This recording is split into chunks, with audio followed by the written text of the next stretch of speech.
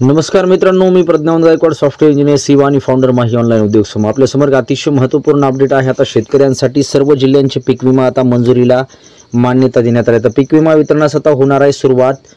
तर कशा पद्धतीने हा पीक विमा शेतकऱ्यांच्या खात्यामध्ये वर्ग करण्यात येणार आहे या व्हिडिओच्या माध्यमातून आता आपण सविस्तर पाहणार आहोत.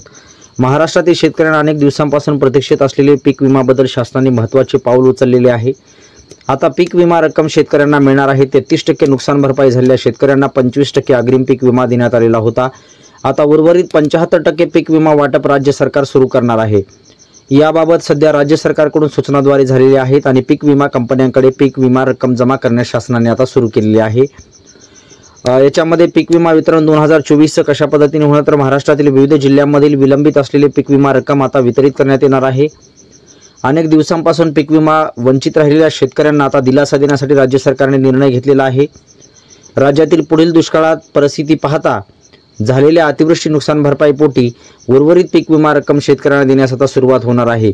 त्याबद्दल विविध जिल्ह्यांमध्ये झालेल्या सर्व्हेनुसार आणि अहवालानुसार महाराष्ट्रातील 40 महसूल मंडळांमध्ये म्हणजेच नाशिक असेल, अहमदनगर असेल, धुळे असेल, बीड, परभणी, हिंगोली, छत्रपती संभाजीनगर असेल, सातारा असेल, सांगली, सोलापूर, उस्मानाबाद, नांदेड तसेच इतर काही जिल्ह्यांमध्ये या पीक विमा वितरणाची आता सुरुवात होणार आहे.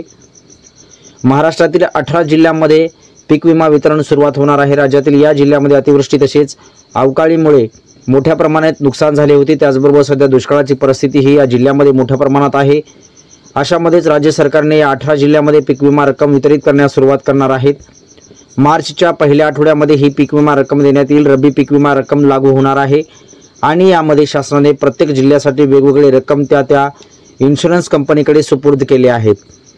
महाराष्ट्रातील रब्बी खरीप हंगामामध्ये पीक विमा रक्कम वितरणात सुरुवात झालेली आहे. काही जिल्ह्यांमध्ये सध्या पीक विमा वितरण सुरू आहे, तर काही जिल्ह्यांमध्ये पीक विमा वितरण सुरू आहे.